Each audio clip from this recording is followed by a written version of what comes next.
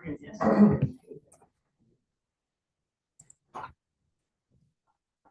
It is 6:14, and I'd like to call the meeting of June 10th, 2025, Competitive Edge Charter Academy recording to order. To note that all board members are present. And can you stand for that? Ready? Begin. I pledge allegiance to the flag of the United States of America and to the republic for which it stands, one nation, under God, indivisible, with liberty and justice for all.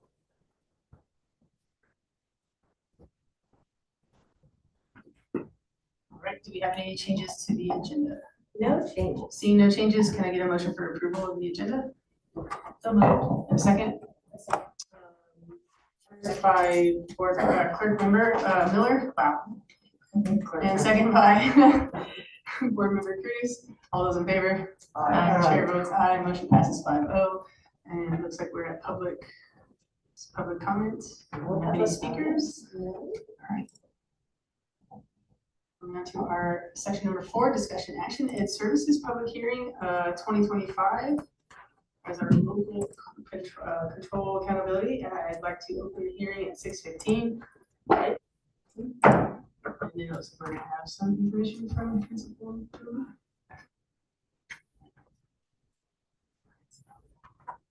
Just pointing out there's way more people when there's kids in the audience. Good evening. Thank you for allowing me to be here this evening. Board President Bogue, Superintendent Binks, members of the board and cabinet, just here tonight to talk a little bit about our local control and accountability plan moving forward. And so we'll go ahead and jump in. All right. So as we go through our LCAP at a glance, we're really focusing in on that supplemental and concentration grant in the bottom left corner there. So we're talking about a total of $580,000 and $580,595, and we are attaching 6 actions to those funds and 24 metrics that we're going to review. So this, as we know, our LCAP it's a year-long process, and we start early in the school year, gathering our data, checking how our students did the prior year and current data that we have, and talking about that with our partners and our stakeholders. And so you'll see in the fall and that winter time, we're developing our timeline for our LCAP. We're getting surveys, finding out how our families feel about their prior experiences and working on our student focus groups. In February through May, we start talking to our parent advisory committee, our ELAC committees, or our English learner community, our counselors, students, teachers, leadership team. It's a huge process. We want to make sure that it's transparent and all of our stakeholders are involved.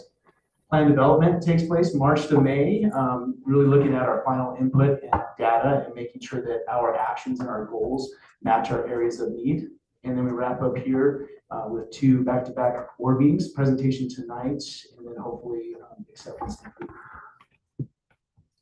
Some of our partners, our Parent Community Advisory Committee, using Ms. Reichman is here to share out. She talked about actually our LCAP process 2 months ago. Our School Site Council meets before our Parent Community Advisory Committee. Our PCAC has staff members involved, both classified and certificated, but we want to make sure that all staff members have an opportunity to voice any concerns or thoughts. We give our school throughout the year school climate surveys, kind of as a dipstick. And our special education weekly meetings on Fridays, of course, our governing board, our English language advisory committees. This year, we really wanted to focus in on our students, and so we developed a student voice committee that's made up of students in grades 3 to 8 that meets on a monthly basis. And then, of course, our community members that are part of our parent community advisory committee. So through that, we developed 4 goals, and it's really people-based for our students. The first one here is that all Competitive Edge Charter Academy students will demonstrate growth when it comes to their ELA scores or English language scores. And we have 2 actions and 6 metrics that are going to go along with that for a total of $190,000 out of the total. Sorry, it's going slow. Okay. First one, so first action, and like I said, we're really focusing on our people. And so we have some great people in perfect spots that really support our students. And as funding may not be flourishing as much as it has in the past few years, we want to make sure that our full-time intervention specialist is present. And she not only works with our Tier 3 English students or reading students, but she has her hands in everything. Our Tier 2A, Tier 2B parents, our parent support club, educating our kinder and first grade parents about how they can support students at home. She has her fingers in everything. So that is part of this Goal 1 action. And then part 2 is our full-time librarian, Angie Gray. And in IB school, the library is really kind of the heart of the school.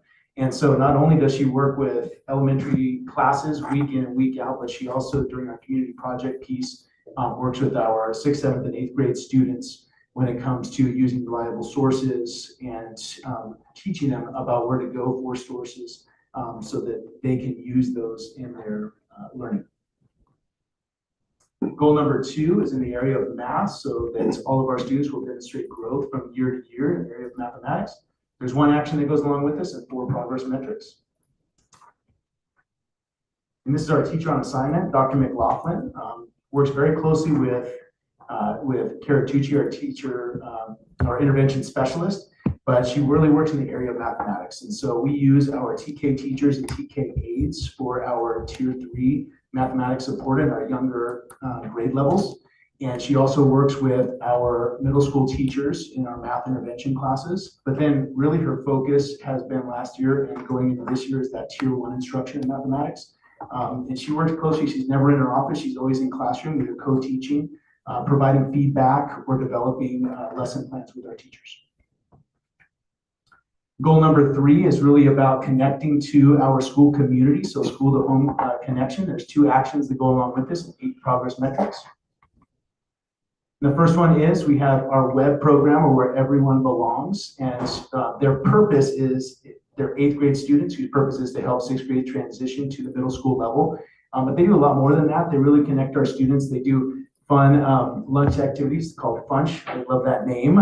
So they help our younger students kind of connect and have fun and make friends through play, as well as working with our 6th grade students. And then our student leaders as well. They're just a huge part of our school community, really go above and beyond in not only keeping our students connected, but bringing our families in and connecting them to school. And then the other part of this, although it's a small, very small amount, the International Baccalaureate Primary Years and Middle Years program comes with a cost that has gone up like a lot of things. And so a piece of that will come from our LCAP this year as well. And then goal number 4 is really the social emotional learning piece. And so we're talking about our counselor. There's 1 action or service and 6 progress metrics. This is our full-time school counselor, Ms. Jem Brasher. And kind of like Dr. McLaughlin and Ms. Tucci, you never see her in her office. She's always teaching lessons to students in classrooms constantly. This last year, she's done, actually the last 3 years, really done a great job going after grants and bringing funding to the school to provide things like InterExplorer, to bring our Zen booth to our campus, finding ways on a campus that's really impacted right now, finding spaces for students to decompress or have a place where they can speak to a trusted adult. Really goes above and beyond to provide some great services for our students. And in the end, our progress metrics go right along with the California School Dashboard. And that speaks about our school. And so our LCAP is closely connected to those metrics. Any questions? No, but I want to say something. Yes. That's my favorite word, Funch. Funch. I can't, that's Daniel Hurst. That's awesome. I think it's so fun. Funch. I love it. When you say all students will have growth, are you setting a minimum? So from student to student, we do individual goals. So students, we go in and we talk to students not only about their end of year, but their STAR data as well, and even their CFAs. We'll go in and we'll talk about you as a student, we'll give them their data and they'll develop their own growth goals and kind of not only a SMART goal, but then what they're going to do to accomplish that goal. So each student has individual goals, but we don't say it like as a whole, this class will reach this. It's individualized for each student. Anybody else? For the terms, because you said something I looked it right up. Yeah. I'd like to just add one thing is that I know Mr. Mead won't say it, but CECA saw growth in English, language arts, and math, almost double digits in both, if I remember correctly. So the practices they do at CECA are very good. All right, thank you. Looks like I skipped advisory committee report, so we're going to do that next. I believe it's now me. Go back over here.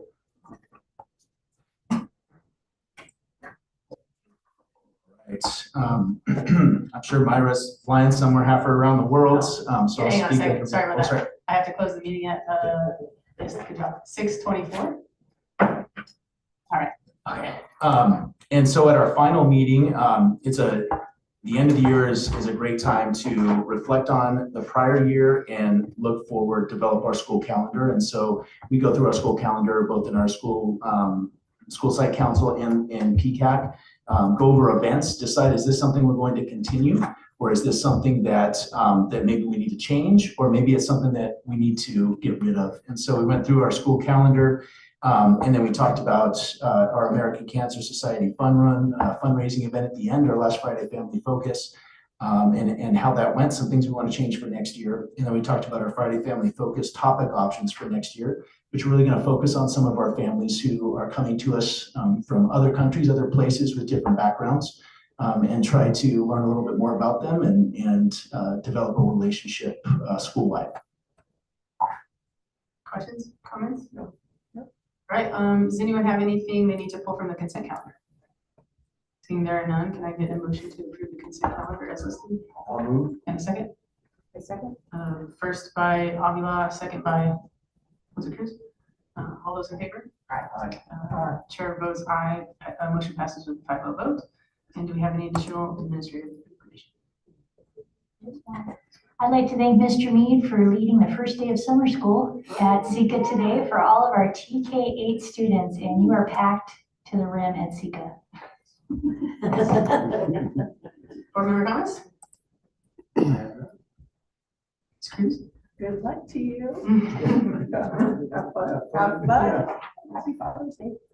All right, we get to adjourn at 6:26. We're back in order.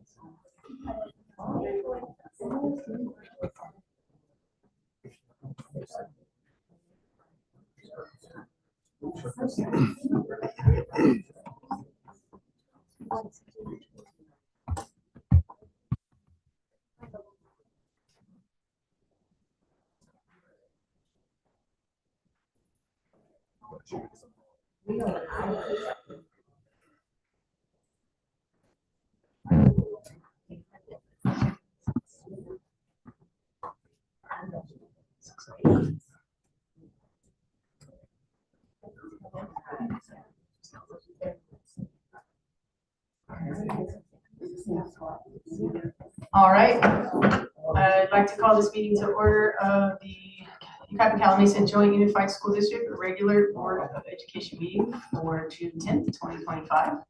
Please stand for the pledge of allegiance. Ready, begin. I pledge allegiance to the flag of the United States of America and to the republic for which it stands, one nation, under God, indivisible, with liberty and justice for all. All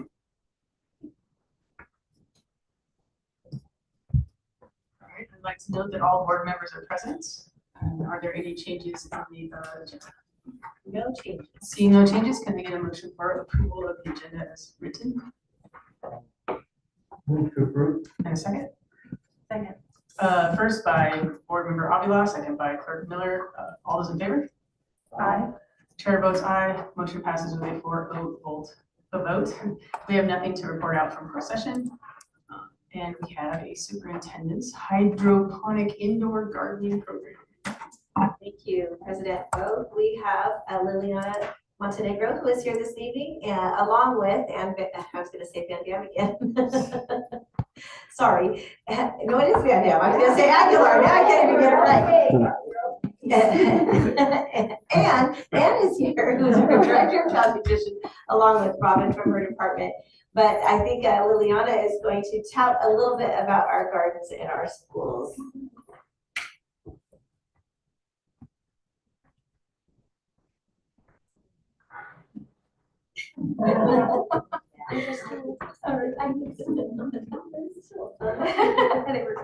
Alrighty, good evening, Board President Vogt, board members, cabinet members, Superintendent Beans. You may recall just a few short months ago, I was here giving you guys just kind of a little background as to hydroponic gardens and what I was hoping to purchase for all of our elementary school sites. And voila, here we are today, growing the future one seed at a time. And I am lucky enough to have one of our amazing STEAM teachers here, Ms. Kirsten Allen from Chapman Heights.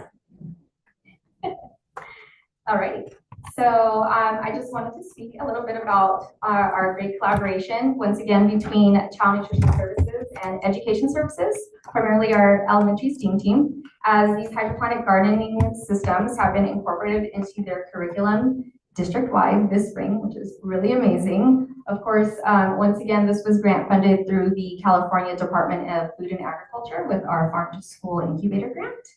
And this has been accessible to all of our students. All right, so what students are learning? They're learning plant science and ecosystems, data collection and analysis, collaboration and creative problem solving, building sustainability and nutrition awareness. And in addition, my vision for our district was to continue to foster a deeper connection to the food that our students are consuming. So as previous term grantees, I wanted to build upon what we had accomplished in our farm to school efforts for the last 3 years. In a quick recap, we took all of our elementary students on field trips to our local farmer, provided mini farmers markets, and then we also followed up this school year with Harvest of the Month taste tests in all of their classrooms at the elementary level, as well as some middle schools. And so I wanted to continue to just grow into the curriculum. So I wanted to make it an experience that kind of came full circle for our students. So right here, let us quickly grow into the fun stages with approximately a 30-day period from planting to harvesting. As you see, the first stage here is planting the seeds into the rock wool because it is soil free, which is very interesting. followed by a germination stage, which is what you'll see here on the background, where you see the seeds begin to sprout.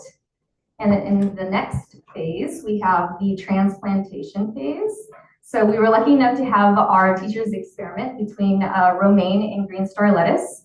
And some also tried basil, which was really fun and interesting. And there's actually more to come as they started getting more seeds available from our Four Farms partner.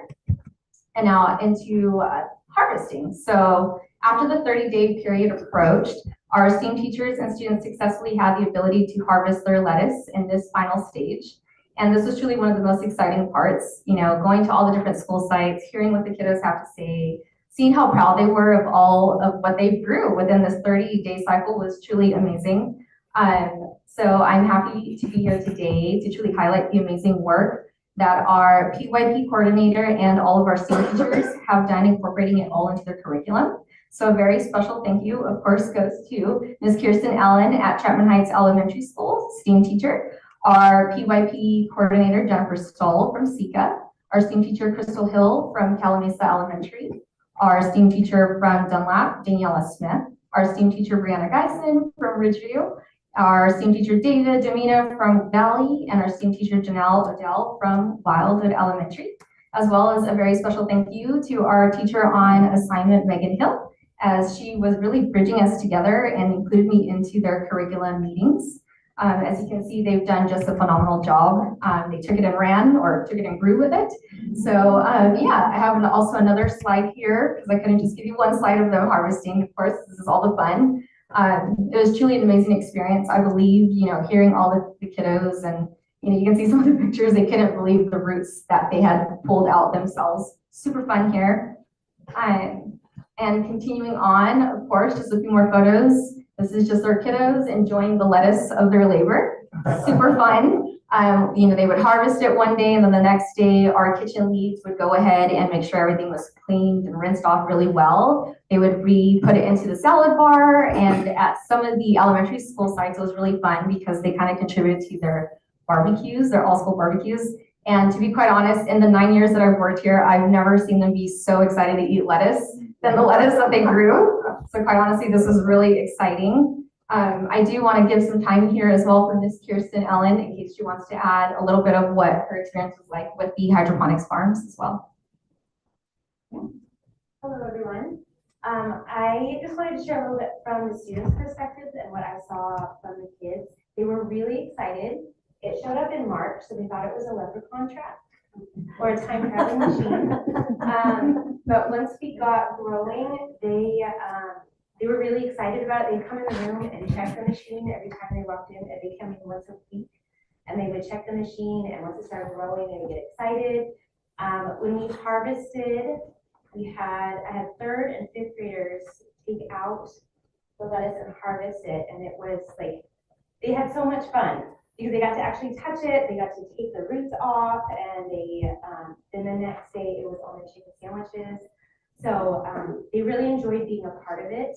I also had a student who had a morning and afternoon check-in, check-out, and she would come and check on the plants every day, and that was a motivation for her because she was my manager, and she made sure everything was all right, and she checked the water levels and the pH levels and the nutrient levels. So she and I worked together in figuring it out for the first time. So it was a lot of fun, and the kids really enjoyed it.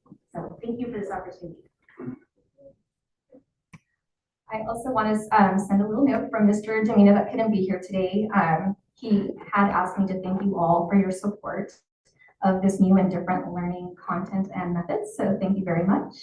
And then of course, last but not least, a very big thank you to our grant funders from the California Department of Food and Agriculture, our partners at Four Farms, and of course our district, because our district is amazing.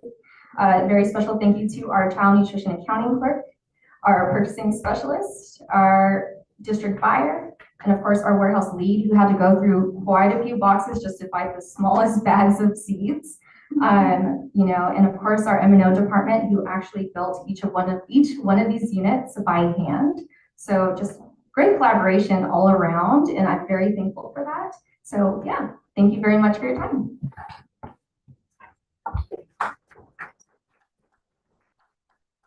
Good job. just to clarify, so we now own these since we're gonna be using them every year, just becomes part of the regular curriculum. Do we need, is there stuff that we need to replace yearly? The planting media? No, just the seeds and the ground itself, I did a good amount of money for that into our budget. And what's exciting is like some of the seeds that they have different varieties. So right now they just got edible flowers, they have cucumbers that they can grow, different fruits. So there's a lot to come and continue to grow in the program. So yeah, we own these 100%. Yeah. Nice. Anyone else? Yeah. I just wanted to say thank you for everything you're doing for our students. As a student myself, I really value hands-on learning and applying my science and problem-solving skills. So the hydroponics project I believe, will help students apply their learning to real-life scenarios. Thank you, Ms. Ann. All right, anyone else? Thank you so much. Thank you. All right, at this time, we are moving on to public comment. It looks like we have none. So that takes us to section 7, discussion action. The delegation of authority to hire. Can I get a motion for approval on this? Number 7. Oh, I did it again. Student board member, welcome. Thank you for allowing me to have the opportunity to discuss some of the ideas that I have for the following 25 to 26 school year. I want to start by talking about the goal that I have. I want to ensure that all student voices are heard and validated throughout the YCJUSD school district. Some ideas I have for that include writing school articles. I would like to write articles not just about YHS, but about all the other schools in the district, including the other high schools such as Green Valley and Oakview as well.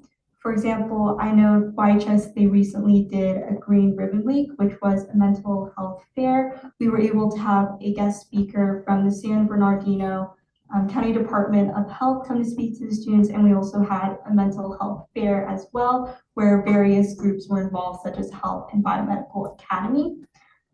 Another project that a high school had was Green Valley, and they were actually recognized here at a previous board meeting for their Anne Frank exhibit. Students acted as docents and had the responsibility of conveying their knowledge about the subject to other individuals, which takes an abundance of diligence and hard work. And I want to ensure that any events such as the two that I gave an example of are documented so that individuals who put their effort into those projects are recognized.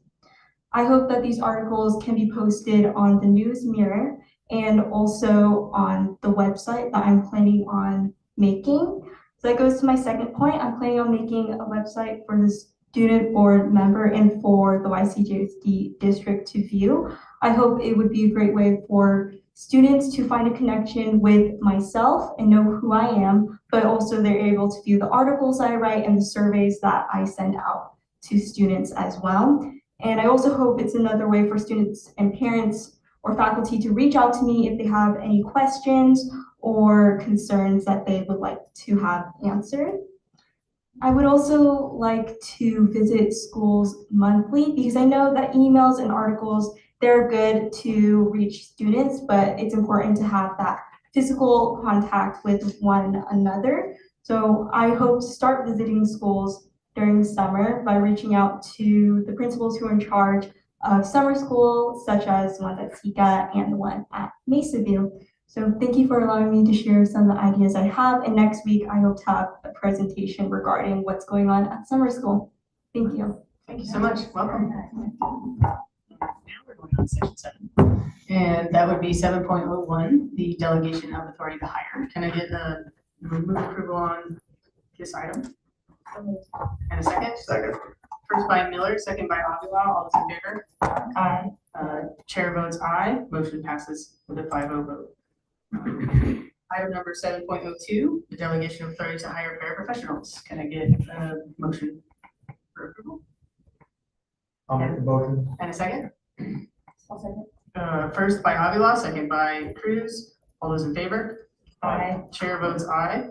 That's move approval with, gosh darn it, passes with 5-0 vote. Item number 7.03, Ed Services Public Hearing. I'd like to open that hearing at 6:45 and like to welcome Dr. Williams. President Vogt, board members, and cabinet. We get to present tonight for public hearing our 25-26 local control and accountability plan, or endearingly known as our LCAP. With going through the process, I know Amber Tavis will give a riveting budget presentation after the LCAP presentation. No pressure, Amber. And so with that, I just want to go a little bit over budget, but I know in all seriousness, Amber will go over our district's budget in more detail. Overall, we have 6 goals total in our 25-26 LCAP. District-wide, we have 3 goals, and included within the 6 goals are 2 equity multiplier goals from Green Valley High School and also Green Valley Independent Study, or otherwise known as PET Plus, and also Oakview High School and Education Center. Just to reiterate, the reason why we have equity multiplier goals is because those schools receive additional funding on top of our LCAP funding or local control funding formula due to a high non-stability rate and also a high socioeconomically disadvantaged student population. So what makes a school have a high non-stability rate is that students stay less than 245 days, which is a little over 1 school year. Normally we have 180 days, now they've upped it to 245 days. So right now at Green Valley High School and PET Plus and then also Oakview, they're about, Green Valley High School I think is almost at 70% and then Oakview High School is about 56% non-stability, and you have to be higher than 25%. Our low socioeconomic status at both high schools is about 82%, and then at PET Plus about 77%. So each year, those schools have to come up with their own mini LCAP goals and actions that they come up with in order to target their student populations that need to score higher on our California dashboard. So with our funding, we are looking at our budget a little over $18 million in our district LCAP that will go towards student goals of increasing our student academic achievement on our California dashboard. And with that, in explaining all the other funds, I know Amber will go into more detail about that, but we're focusing on the 18 million and then also about a little over 425,000 in equity multiplier funds. So in looking at the plan development process, this is the process that we follow each year as we start this in fall, to where we start looking at surveys with our parents. And then also one requirement that they added to LCAP this year is the student voice. Now we've included student voice in the past anyway, but now it is a legal requirement to where you can add students to your parent advisory committee and or you can make your own student advisory as well. But now LCAP has made it a requirement because they want to make sure that they do hear from our students. Also within February to May, that's when we also start engaging our educational partners. All of our different partners listed on here are requirements as well. So within LCAP, they've made certain pieces requirements because they want to make sure all voices are heard in the development of our district LCAP. And then in March and May, that's when we start going over all of the feedback and developing our plan and our changing or revising goals.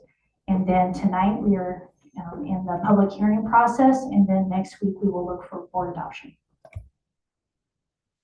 With engaging educational partners, there are different educational partners that Mr. Kirkland actually helped me with this year in meeting with, especially because Dr. Brown decided to retire, which you can't blame him.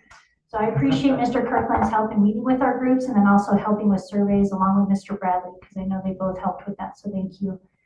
And then meeting with our different groups with parents, we looked at our different parent committees, also our English learner parents, low income, some students with disabilities. We had some parents there, and then also our foster youth and homeless. And then we have different district personnel involved in that, along with our teachers, our classified members, and also our school and district administrators. And then at each equity multiplier school, and I know Ms. Jackson from Oakview and then Mr. Tucci from Green Valley will come up and talk more about their goals specifically when they come up, but they have to make sure that they get feedback from their site staff and then also get approval from their school site council as well when they're going through their processes. With goal one focuses mainly on anything and all instruction. So this is really an all-encompassing goal. This is where the majority of our local control funding is spent, with a little over 11 million. With this, even though the goal seems to be its one goal, there are 13 actions which encompass a lot. So we'll go into a little bit more on what that looks like. With goal one, we kept, and this was really in feedback from our parent and committee groups, was really keeping with and expanding our arts education and enrichment. Now, we do also get Prop 28 funding as well that we utilize, but we also will fund it also as well with our personnel for all of our arts education from elementary all the way through high school with our LCAP funding. With this too, and also goal actions 2 and 3 in goal one, we are continuing to expand our career technical education along with our linked learning academies, and also continue our partnership with our regional occupational program with CRIROC. And then also action 4 talks more about college and career readiness support. That goes more into the staffing and support for courses or credits earned outside of the school day as well. So that focuses mainly on high school graduation success and different ways to offer that. In goals 5 and 6, these focus on our English learners. And again, we are in the red with English language arts achievement for English learners, although I would like to highlight various schools. When looking at our dashboard, just as a reminder, it's like a fuel gauge on your car, to where red is, okay, that's not so good. It might be empty in a car, and that's where we need to increase our achievement all the way over to blue. Blue and green is really where we want to be with that. And some of our schools this year, it was Dunlap, Ridgeview, Chapman Heights Elementary, scored blue and green in the dashboard with growth for our English learners, so they did an exceptional job. But overall, we're looking to improve our English learner achievement. And really in actions 5 and 6, we focus on our English language development teachers and support paraprofessionals that we have, and also the language support services that we provide. With graduation readiness, this again goes to earning credits outside of the traditional school setting. So an example of that would be Yucaipa Connect Ed Academy at Yucaipa High School, and also our summer school programs and our independent study programs that allow our students to earn credits outside of the comprehensive or regular school settings. With action 8, this action focuses on instructional academic support, and this action we're actually expanding a little bit now with our learning recovery emergency block grant funding that we are required to add into our LCAP as of July 1 of this year. So with that, right now we have our paraprofessional support that helps support our teachers in the classrooms, and then we will be also adding instructional material support in this as well. In action 9, we talk about our instructional technology support, which our instructional technology team did a great job in starting summer school and making sure 3 separate sites were up and going today, so they were working early. And then also action 10, our literacy educational enrichment. This is our district high school library and media teacher at Yucaipa High School, and also all of our library and media technicians at our elementary and middle schools. And then finishing up goal 1, with action 11, we are now required also to have an action that supports learning for our long-term English learners. So this would be our English learners that have not been reclassified as English proficient after 7 years. So with that, we have to come up with a specific action toward that. And with that, we are looking at monitoring our English learners and then also adding professional development with that monitoring. When we say monitoring, it's specific leads at sites that are looking specifically at the academic achievement for our English learner students and helping our teachers in the classroom as well. With school level program support for action 12, this is our additional money that helps our schools individually within their school plans, to where it helps to focus for their individual goals, because we know all schools have different needs. So this helps with that intervention and also after school pieces for them and supports. And action 13 helps to support all staff development for classified and certificated staff, as well as administrative staff throughout the district. Okay, that's so funny that Ms. Allen's here, because we put your picture in there with the letter. It's like it was meant to be. I didn't even know you were going to be here. Okay, goal 2 is really talking about emotionally safe learning environments, because we believe that you have to be physically and emotionally safe as well. So we talk about our instructional support and learning, but also our spaces and culture of care that we have here in our district. So in this goal, we have 4 specific actions. With that, this helps with our bilingual liaisons who we have at our school sites that we increased the last couple of years in order to keep our paraprofessionals for English language support in the classrooms, and then our bilingual liaisons can work specifically with our parents in meetings and also any support in offices that they may need. And then action 2 goes with our counselors. All district counselors are included here from elementary all the way through high school. And then we have positive behavioral interventions and supports. So this would be the supports that our elementary deans help with supporting attendance and also school climate. We have seen tremendous growth as well because our chronic absenteeism rate dropped 26% this last year. So they have been doing a tremendous job. And also for action 4, our social emotional learning support. This is the second action to where we will be adding those learning recovery emergency block grant funds as well to support our social emotional and learning curriculum and programs and additional staffing when needed. Our last goal, it's the smallest goal, but we think it's one of the most important pieces too, is our parent engagement. And this last year, and we put their pictures up here of our parents, and then also Ms. Esmeralda, who is our engagement specialist, has done a tremendous job in expanding it. She has had over 1,000 parents attend her workshops this year. And next year, she's already working with our sites in order to work specifically at each school to provide workshops and trainings there as well next year in order to expand her work. Within goal 3, it has her position that is funded through that, and also all of the events of trainings and workshops provided through our Family Learning Center. And so we will help also expand that out to our school sites, as well as translation support at our schools. Within our district, we have over 15 languages spoken in our community, which I think sometimes we don't really see that. Sometimes we have a higher refugee and newcomer population coming in. So we need those translation supports in order to help our families and schools communicate and build those connections. And then goal 4, I would like to invite up Mr. Tucci at this time to speak about Green Valley High School's Equity Multiplier. Good evening, President Poe, members of the board, Superintendent Binks, Cabinet. Thankful to be able to have the opportunity to see what we've been doing at Green Valley to focus on reducing suspension, increasing our college and career indicator, and supporting language acquisition, particularly with our newcomers and refugees, which we had an influx of this year, which has been great. So you'll see some of these actions that are woven throughout the first 3 goals that you've seen. So the first is talking about academic engagement support with a halftime community liaison. And what we really want to do is to shorten the gap between our school and our families. And we want them to call our school to speak with someone, be able to set up a meeting as quick as possible. If I get my messages out to families and leave my number for them to text. It's just we really want to close that gap between us and our families. Our community liaison, we invested money for a halftime community liaison that was hired in December.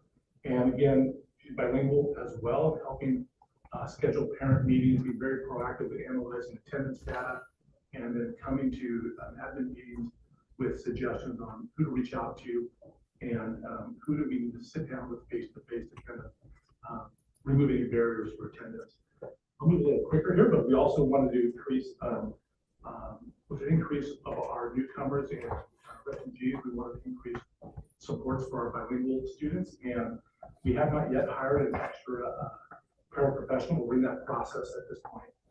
We also have staff development. We've invested a considerable amount of money in staff development. I want to thank all of you for attending some of the Freedom Rider events, which is great. That's come from that. But that's not the only thing that we're doing. We're also working with the county offices for short constructive responses. Writing across the curriculum, restorative circles. We've had that's something we had our counselor and our community liaison attend a county meeting, county training. We brought that trainer to our site.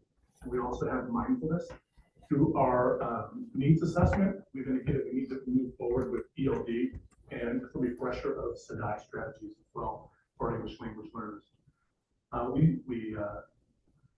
The report here talks about college and career readiness, so we've had visits to not only Crafton, but San Bernardino Valley. One of our Pet Plus family members is an administrator at the in Moreno Valley. And so we're planning on going over there this summer to see what are some of their job certification programs that they do have over there. I think we have such a wonderful amount of resources locally that we need to make sure that we're out and exposing our students to what's available locally. We have 4.5.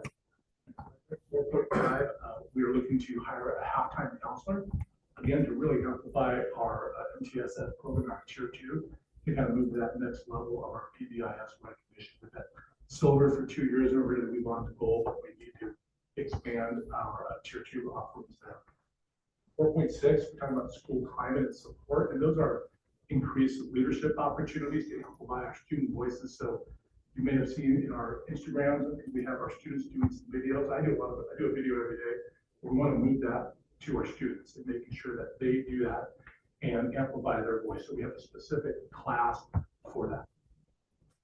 Last two were wellness activities. So managing stress, we've had Mars sound bath, and we've had trainings not only with students, but students and staff together. So not only teachers, but classified staff as well, going through training, restorative practices, and also with mindfulness activities.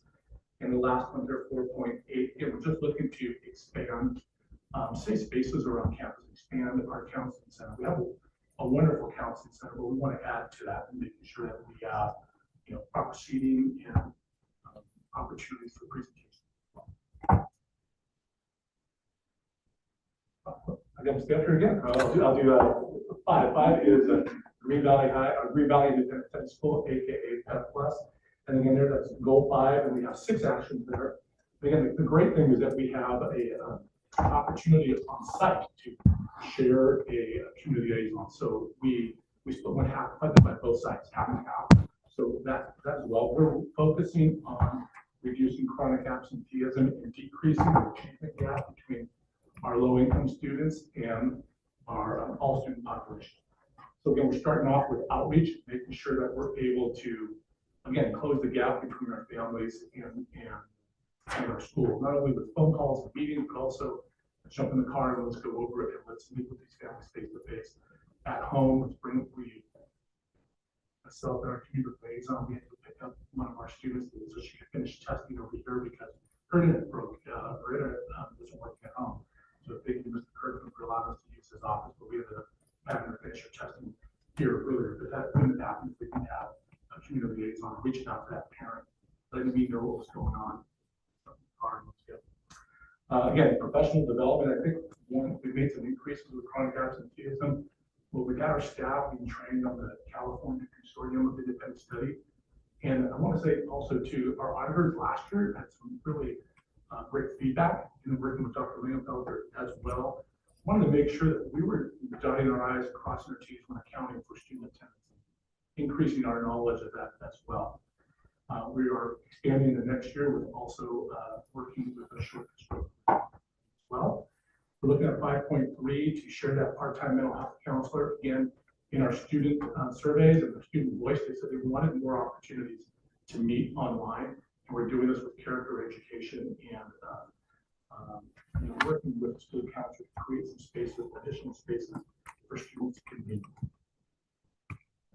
5.4, we're talking about targeted intervention. We increase some hours for our teachers to provide academic support both in English and math. In 5.5, we talked about after we instituted art days multiple times a month where families come in and supply staff on art programs for students and families together. Last but not least, in 5.6, again, is just to expand that safe space and creating that space for some intentional outreach for our students and making sure there's a spot for them. They're online and they come in and meet with their teachers once a day, but we want to create additional opportunities for that. Those are our actions.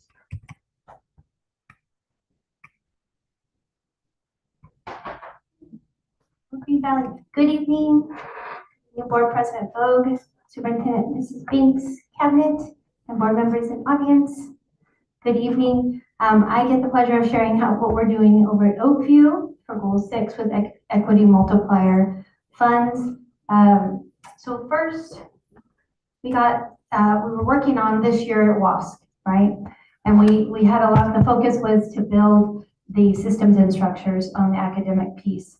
And so we really were on that side of the house. We worked really hard on putting the systems and structures in place. And then we were blessed with the money to get a community liaison. And that has been a game changer for us. And what my colleague, Mr. Tucci, was saying about shortening the gap between the school and the parents, that's what we do every day, all day, is just build a sense of community between our school and our kids and our parents. So with our community liaison, we've restructured and built structures that we've never done before at Oakview, and that looks like, for an example, what Equity Multiplier is doing for us is giving us the community liaison. So when we get a student a referral, the community liaison is our first point of contact with the student and the family, and they introduce themselves as Oakview. What resources do you need? What can we help you with? What's your contact? Update your phone number, all those things, like you said, shorten the gap between the school and the students and the family. We also invite them, my community liaison also invites them to the first day of school to meet with me. We do a intake meeting, or we've called it onboarding. We have them come and I get to have a meeting with them and their family, explain our school and how we can best support them. Beyond that, just that first initial meeting that we like to have to show them that we're here for you and we want to support you and help you be successful. Then if they don't show up, and that does happen, she goes and finds them through text, email, calls. Our wonderful SROs support us. We call them, try to meet them. If they don't show up, we go do a home visit. And we're really excited about having her help us with that. She also monitors our attendance so that it's not just her in the office though, it's the whole staff looking at it. It's the counselor, it's me, it's the teachers. We're all looking and we say, okay, where are we gonna draw the line first? Are we gonna go at 70%, 60%? And what are we gonna do about it? How are we gonna get kids to want to come to school? So she provides us the data and chases after that for us. Our Equity Multiplier also helps us with our EL aid. We do not have a full-time, but we are currently in the process of getting one. We shared one with Parkview, and just by the half-time having one, we put systems in place to support our ELB teacher. As was stated, we have refugees and EL level 1s in our school systems, and we've already put in place the monitoring, and we have meetings twice a year with the parents, the students, the guardian, and explain to them where they are, how they've done the assessment, and what they need to do to be redesignated, because that's what our goal is. And if we show the student and the parents or the guardian exactly what needs to be done, we have a better chance of hitting that target. So we've done that this year without one. So I can't wait to get a full-time one. Cultural and enrichment. We just started that, and the staff did a lot of work on how important it is with student behavior and actions on identity. If students don't have a self of identity, research says that they tend to act out more. So we really did a lot of student voice work. We do have a Native American student at our school that lives on the reservation. She shared that she was Native American. We invited her dad. They did a cultural experience for it. It was the best hit of the whole year. So we look forward to expanding those cultural experiences. But we paid for transportation to all our local colleges. Valley College, which we have dual enrollments sign up for next year because of that trip. We have 2 Crafton. We went to Redlands. We went to U of R. The Equity Multiplier Funds gets our students out of, maybe they've never left UPECA. Maybe they have, but maybe they've never been to the college. And our community liaison goes in and gives them a tour and connects them with who they need to connect with if they're graduating, or next steps if they want to do dual enrollment, or if they want to get a certification. Woohoo, my favorite. We focused on adult literacy. We have grades 7 through 12, so we focused on adult literacy, and that is not just for English language arts teachers. It goes all the way across all content areas, because in every classroom, our students are expected to read, write, listen, and speak in every classroom. So all teachers work with our facilitator from the county. She's amazing. welcome you guys all to come and see. The teachers, this allows them to have the time to, she'll come and do professional development, teach them, then they'll plan, and then they co-plan, and then they go try it out, and the coach comes and watches them. Then I meet with them and say, what outcomes have we got? Where do we need to go? This is a whole year calendared out for PD. It's co-plan, co-teach, but with the added, they were so excited of the math and the PE and the history, how it was all aligned together, that they asked to observe each other. So when your teachers and staff start observing each other and holding each other accountable for something you just rolled out, it's a principal's dream, because the eye is on continuous improvement. That's exciting. Also, we will have 4 additional staff members going to Freedom Riders PD after this summer. We'll have a total of 6. And if you don't know our staff, it's small. That's a big deal. So they're going during their summer. Also, back to enrichment and just giving our kids the best experiences we can with literacy, because that's our focus. Is, you know, one weekend, our English, 4 staff members took their Saturday and took all the students that wanted to go to a youth literacy conference, and they all got free books and stuff. So that's testimony to our staff and our team. So with the right people and the right structures and systems and the resources in place, we're just starting our continuous improvement, and we're excited to keep it going.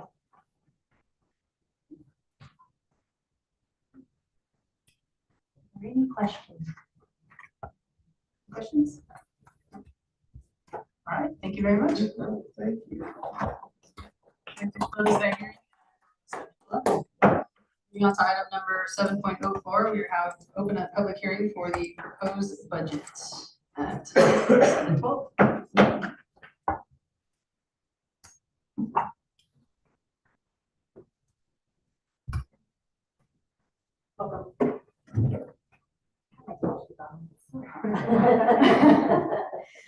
Good evening, President Vogt, members of the board, superintendent Meeks, and members of cabinet. I am here to present the 2025-2026 budget and the 24-25 estimated actuals. Riveting, as Dr. Anderson put it. So again, we're here. This is the beginning of a new budget cycle. They seem to be never ending, but they do actually end.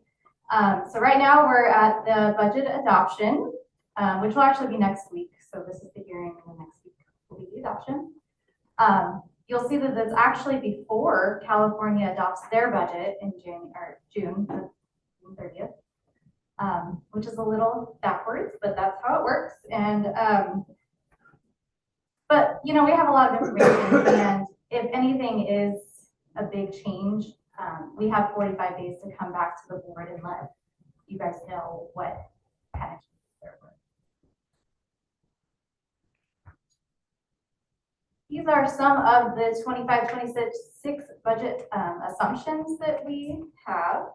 We get this from the School Services of California Dartboard. So right now they're just estimates because we don't have the actual budget right now.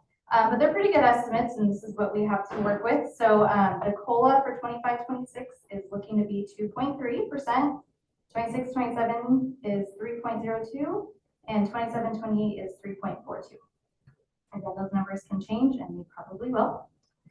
We also have the CalPERS employer rates and the CalSTRS employer rates. Those are our 2 retirement systems, and probably they are the biggest percentages that we pay on top of our payroll for our employees.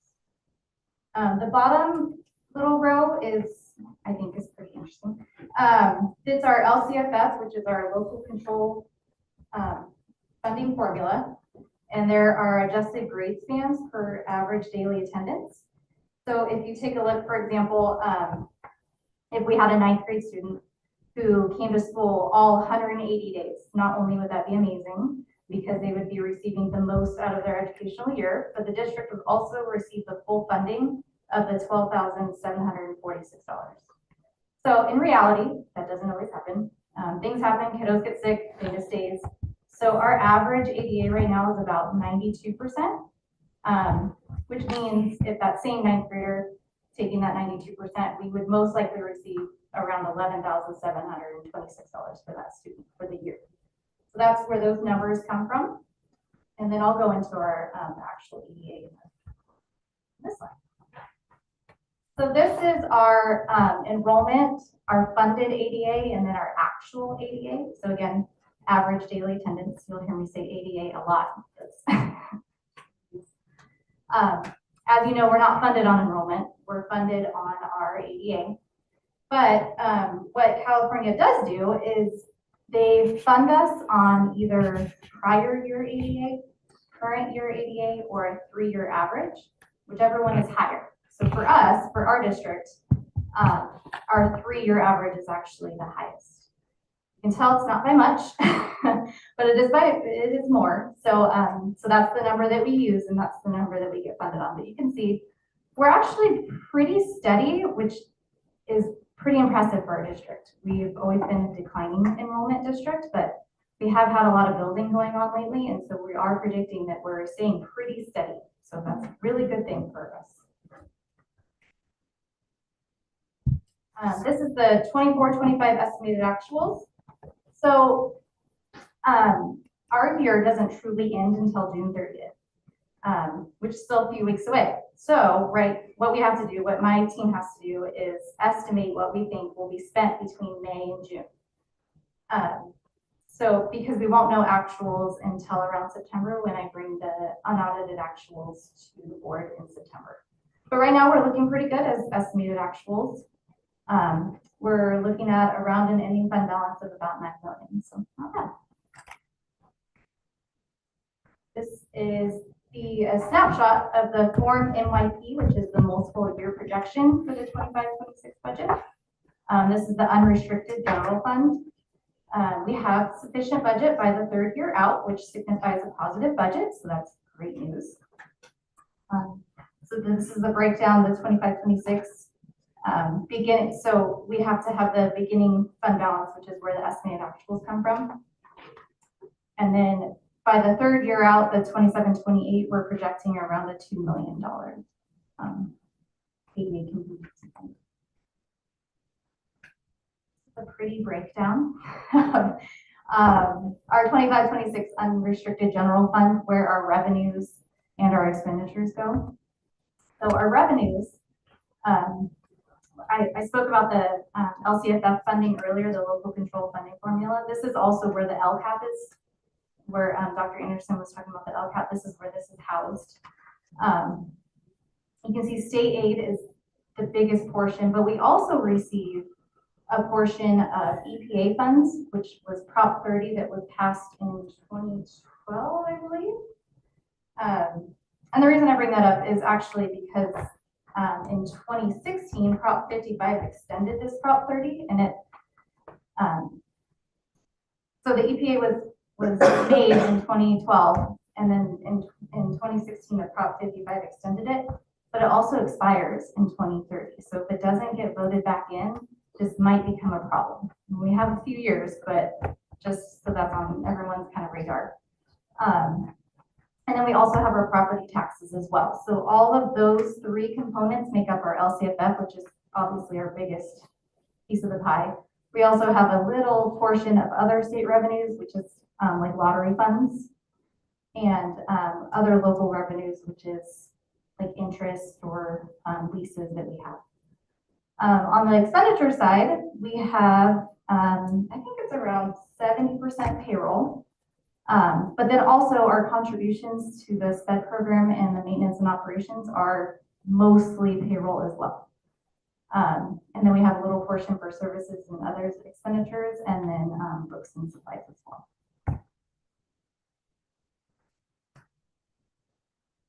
Speaking of our special education, I wanted to bring this up because not everyone lives and breathes budget like I do, and some people don't actually understand this, but there is a federal requirement under the IDA, which is the Individuals with Disabilities Education Act, that it requires every district to budget and spend at least the same amount of state and local funds for special education as they did in the previous year. So what that means is you cannot spend less in special education than you did the year before. So as you can see, I just put 22, 23, and then on. We have been doing that, which is good. We've been meeting our MOE, which is the maintenance of effort requirement. But what I really wanted to point out here is the special education funding is made up of 3 portions. There's state funds, federal funds, and then our local funds, which is just the general fund contributions.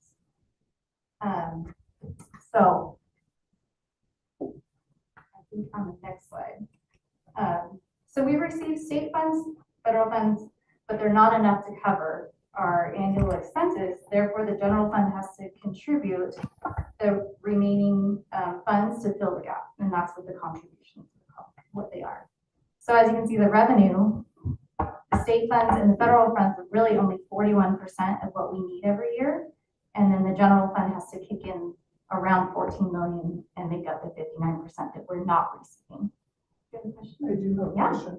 Okay, so there's been a lot of talk about federal funds going away. So that means that 10% of our budget goes away?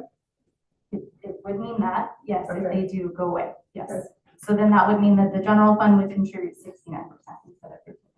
Because we would still have to spend those. Because we're required by law to continue spending as much as we have in the past. Yes, If they take away the money, then we have to replace those funds out of another pot. yes, absolutely, which is the general fund.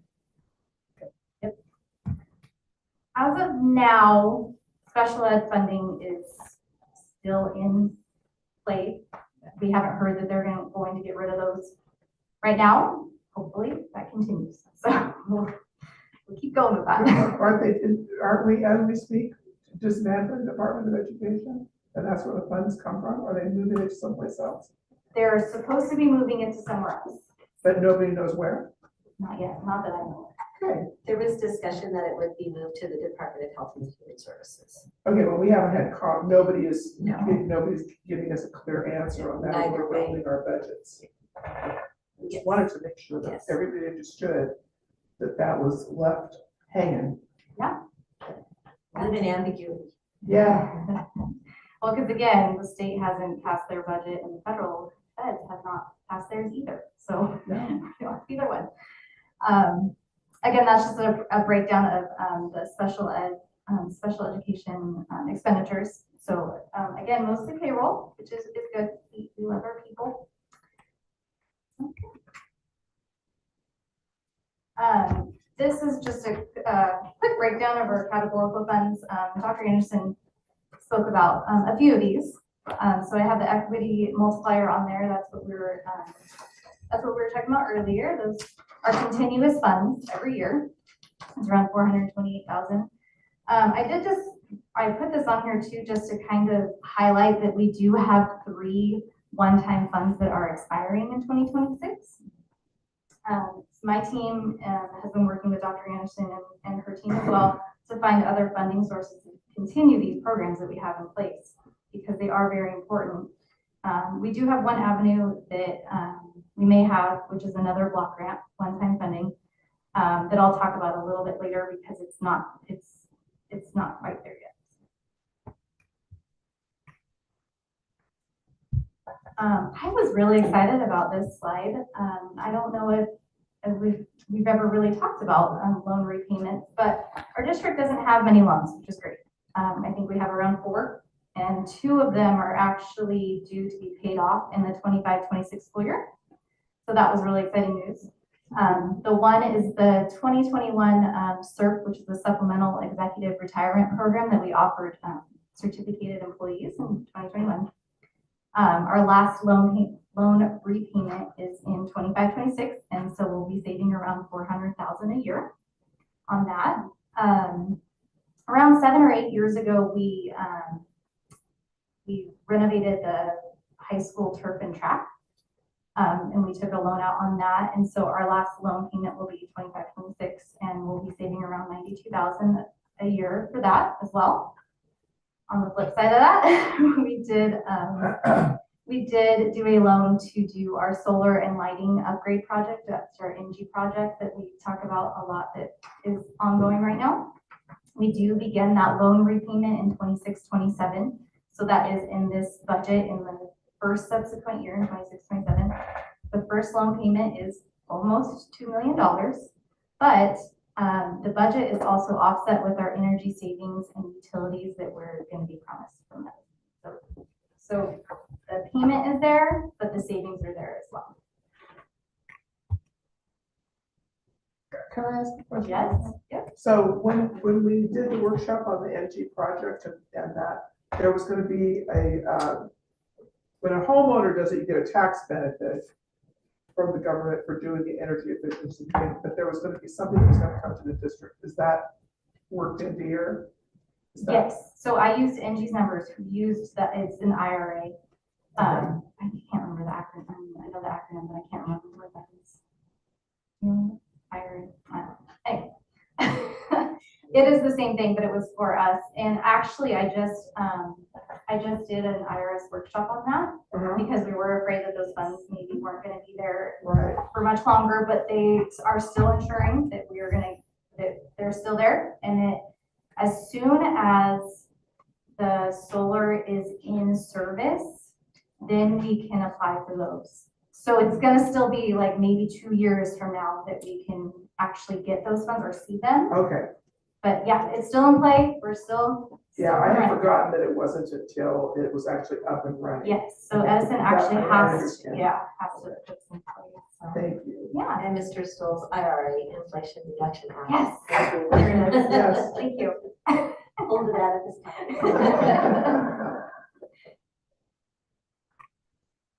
Okay, so then some future budget considerations. There are some state budget concerns.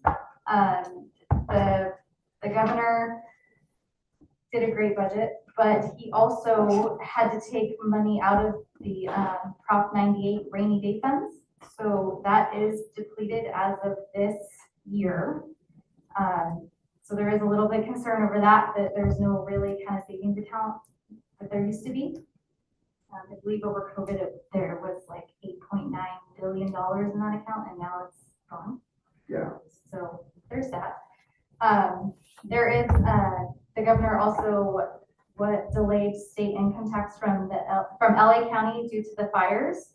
So those residents they have up until October 2025 to file their taxes, their property or their personal income taxes. So because they don't have those numbers, that income is estimated at this time. So without that information, it's, just an estimate. Makes it all. Yeah. Of course, our ADA is always a consideration. We do have attendance recovery programs being implemented. Thank you, Mr. Goodwin. He's been amazing in trying to get this implemented as of July 1st. So I think we're definitely on our way, and we're really hoping that helps our ADA in the future years. I spoke about the expiring one-time funds. We do have 3 that are expiring this upcoming year in 2026. The Arts Music Instructional Block Grant, the Educator Effectiveness Grant, and the ARG Success Grant. Again, we're working on moving things around to make sure that none of the programs are impacted by this. Just a couple more budget considerations. I had spoke about another block grant that the governor has talked about. It's one-time funds. It's similar to the Arts, Music, Instructional Materials, and Learning Recovery block grant that we have, which is a lot of words. And it's approximately $305 per ADA. So that equates to around $2 million for our district. I bring this up as a consideration because it was considered, but their budget hasn't been approved yet. So this is not a set in stone thing, but it would be nice for our district, especially since our Arts, Music, Instructional Block Grant is going to be expiring. So it'd be nice to have that as kind of a backup. There's also a TK Transitional Kindergarten add-on that is supposed to help with our 1 to 10 adult to student ratio in classrooms requirement that's happening in 25-26.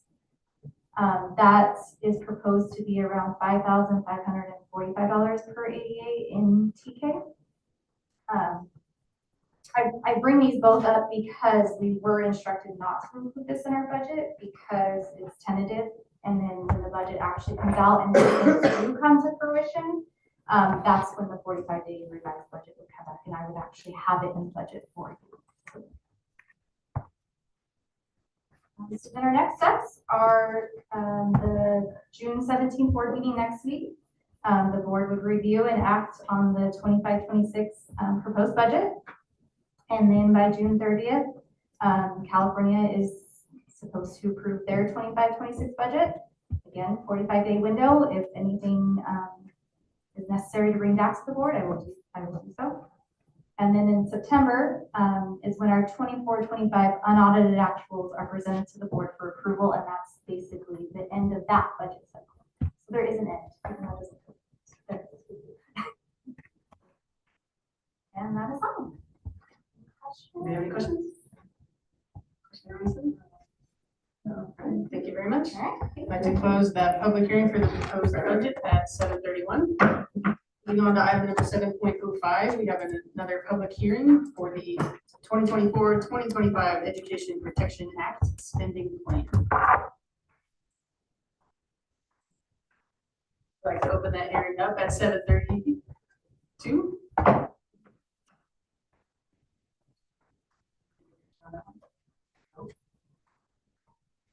This is just a routine requirement.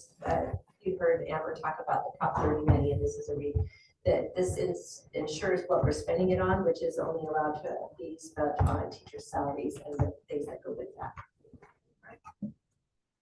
Any questions on that? Hearing none, I'd like to close that public hearing at 7:33. There? Yep. All right. Item number 7.06. Public hearing on substantiation of need for excess of minimum recommended reserve for economic uncertainties. I'd like to open that public hearing at 7:33. Do I have any information on this? Additional information that the board has all of the budgets that have been adopted have included the minimum reserve, and then as you heard Amber talk about, any of those dollars need to be allocated otherwise. So if we didn't meet our reserves, we would be in financial hardship and have to go through the process of that. That's why I say excesses. Any questions on that? Hearing none, I'd like to close that public hearing at 7:34. I believe I said 7:33. The first one, Stella. All right, so 7:34. All right, moving on to item number 7.07. Resolution immediate purchase of vehicles for essential transportation and services. Can I get a motion for approval on this item? So moved. And a second? Second. First by Miller, second by Avila. All those in favor? Chair votes aye. Item passes with a 5-0 vote. Item number 7.08 is the RFQ for electrical upgrades, Wildwood Elementary School, Oakview High School, and Ukaipa High School. Can I get a motion for approval on this item? Move to approve. And a second?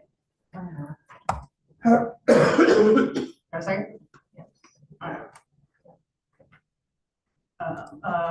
First from Board Member Avila and a second from Miller. All those in favor? Aye. Chair votes aye. I'd like to note that would be a full pass with a 4-0 vote, as Board Member Bannister had set out. Moving on to item number 7.09, right? This is the RFQ for concrete upgrades at Calamasa Elementary School and Mesa View Middle School. Can I get a motion for approval on this item? Move to approve. First from Avila, second from Cruz. All those in favor? Aye. Chair votes aye. Passes on a 4-0 vote. Moving on to 7.10. Classroom upgrades at Ukaipa Adult School. Can I get a motion for approval on this item? Move to approve. And a second? Second. First from Avila, second from Miller. Any questions on this one? All those in favor? Aye. Chair votes aye. Passes with a 4-0 vote. Moving on to 7.11. Ed Services Software for guiding instruction. Can I get a motion for approval on this item? So moved. And a second? First from Miller, second from Cruz. All those in favor? Aye. Chair votes aye. Motion passes with a 4-0 vote. Moving on to item number 7.12 for the guided reading books. Can I get a motion for approval on this item? And a second? Second. First from Cruz, second from Miller. Any questions on this one? All those in favor? Aye. Chair votes aye. Motion passes with a 4-0 vote.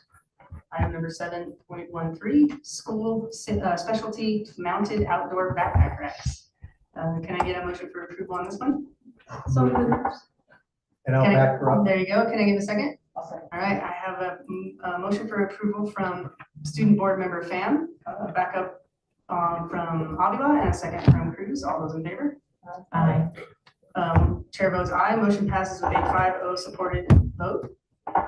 Moving on to 7.14, public hearing for California School Employees Association. I'd like to open the hearing at 7:36.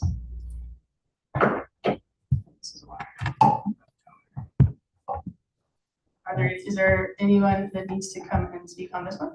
All right, seeing none, I'd like to close the public hearing at 7:37.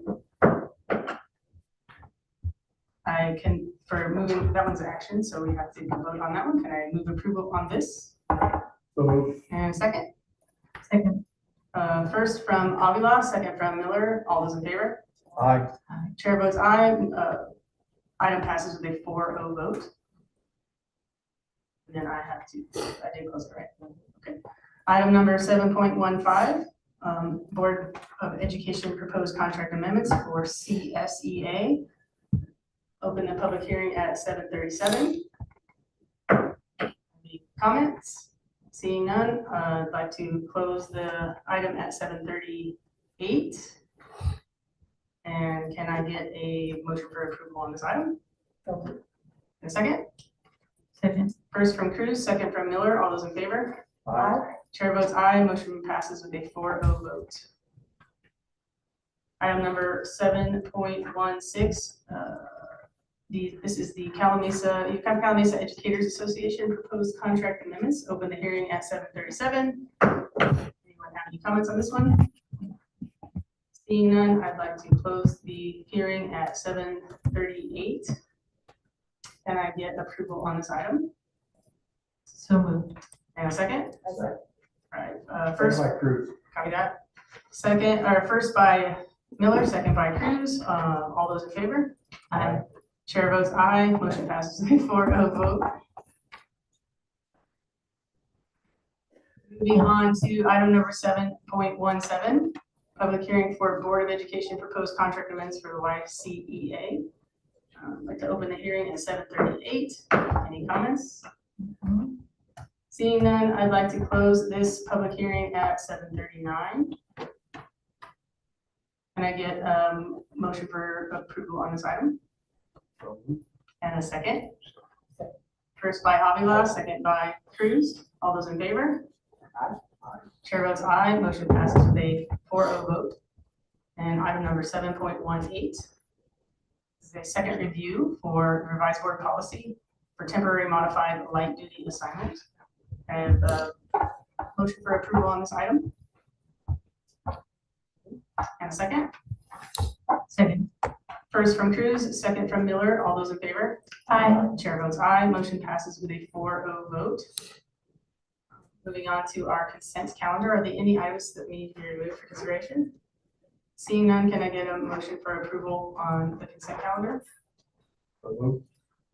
First by Avila, second by Miller. All those in favor? Aye. Chair votes aye. Motion passes with a 4-0 vote. And then that moves us to section 9 for the informational proposal session. Do you have any information for us on this one? For human resources received new administration regulations, post-retirement? None? Any questions on this item? All right, seeing none. All those in favor of this action? Yep, information. Clicked on the wrong one. All right, moving on to item number 10. Any additional administrative information? I would like to personally thank our educational and student services for an amazing start to summer school, in addition to the support from human resources child nutrition, payroll, and purchasing as well, just with helping us get it going. It was amazing to be at all 3 different sites today, and all of our departments were all hands-on. Thank you very much for your help.